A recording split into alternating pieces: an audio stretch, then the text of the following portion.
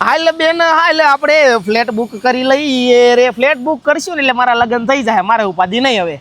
પણ આ તારું વેદાંત સોલી ટાયર હું હતું?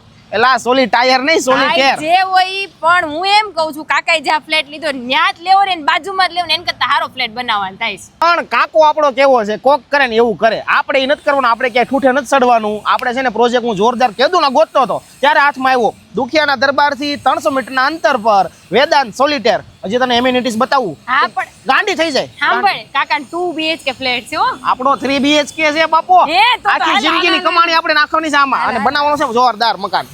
જોઈજો અત્યારે પૂર જોશમાં આપણા પ્રોજેક્ટનું કામ શરૂ છે એટલે ટૂંક સમયમાં આપણને ફ્લેટ મળી જશે.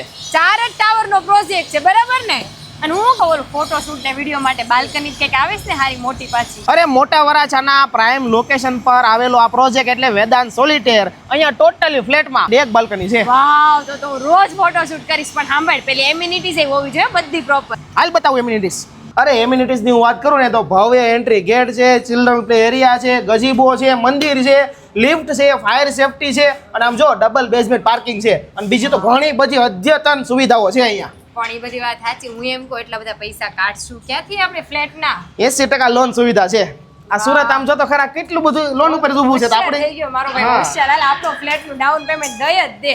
તો મારા ભાઈએ તો મારા કાકાના પ્રોજેક્ટને મૂકી દીધો સાઈડમાં. એનો ફ્લેટ ગયો તેલ લેવા. પણ આ વેદાંત સોલિટેર મને તો બહુ ગમી ગયું છે. એટલે મિત્રો તમે પણ પ્રાઇમ લોકેશન પર 3 BHK ફ્લેટની શોધમાં હોય ને તો એકવાર ખાલી મુલાકાત લઈ લેજો વેદાંત સોલિટેરની.